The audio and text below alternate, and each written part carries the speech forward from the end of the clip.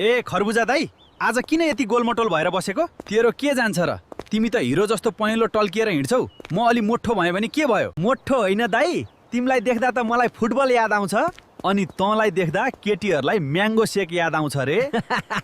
कम्तीमा मानिसहरूले मलाई काटेर खुसी हुन्छन्। मलाई त झन् फ्रिजमा राखेर भिआइपी व्यवहार गर्छन् नि। तर मेरो स्वाद मिठो हुन्छ। मेरो पनि कम छैन। गर्मीमा मलाई खाएपछि मान्छे वाह भन्छन्। हिजो एकजना बच्चाले मलाई देखेर यो त मोबाइलको इमोजी जस्तो रहेछ भन्यो। मलाई त ठुलो लड्डु भनेर जिस्कायो। जे भए पनि हामी फलफुलका स्टार हौँ है। हो, अब तेरो दिन जान लग्यो, अब मेरो दिन सुरु हुँक्स। हो नि, मानिसहरू झगडा गरे पनि अन्त्यमा फ्रुट सलादमा हामी फेरि सँगै भेटिन्छौँ।